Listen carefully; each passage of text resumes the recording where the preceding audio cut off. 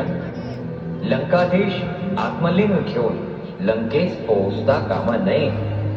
आपण सर्वज्ञ आहात, आपणच यातून मार्ग काढावा. तेव्हा गणराय बोलतात, तथास्तु. रावण आत्मलिंग घेऊन लंकेच्या दिशेने मार्गक्रमण करीत असताना गणेश त्यांच्या मार्गात बालगुराखीचे रूप घेऊन गुरे चालू लागतो.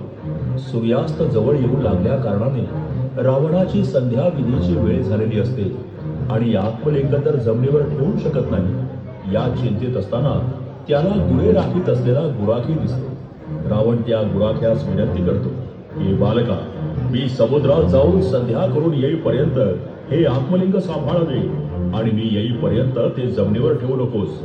बाल गुराखी रूपी गणेश बोलू लागतो, मी तुम्हाला मदत करायला तयार आहे, परंतु हे शिवलिंग खूप जड असून ते जास्त वेळ हातात धरून राहणे मला शक्य होणार नाही. मी आपणास 3 वेळा हाक मारेल, तेव्हा तुम्ही या व हे शिवलिंग आपल्या ताब्यात घ्या, अन्यथा मी ते जमिनीवर खाली ठेवेन.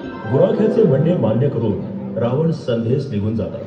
इकडे रावण गेल्याचे पाहून रावणाची संध्या सुरू असताना गणेश घाईघाईने रावणास 3दा हाक मारतो आणि रावण शिवलिंग खाली ठेवू नकोस असे हाताने खुणावीत असताना सुद्धा हातातील शिवलिंग जमिनीवर ठेवून देतो. त्यामुळे रावण प्रचंड क्रोधित होतो. गणेशाने चातुर्याने देवतांना दिलेले आश्वासन पूर्ण केल्याने सर्व देवता आनंदाने श्री गणेशावर पुष्पवृष्टी करून बोलतात, पार्वती पुत्र गणेशाचा जय जयकार असो.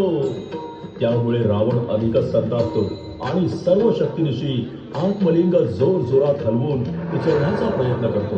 त्यामुळे आत्मलिंगाचा आकार गायीच्या कानासारखा होतो. अनेक प्रयासानंतरही आत्मलिंग जागचे न हलल्याने शेवटी रागाने निराश होऊन आत्मलिंगासोबत आणलेली सर्व सामुग्री इतरत्र फेकून देऊन रावण लंकेस निघून जातो. परमेश्वर हा भक्तांच्या भक्तीवर तपश्चर्येवर प्रसन्न होऊन त्यांना नेहमीच वर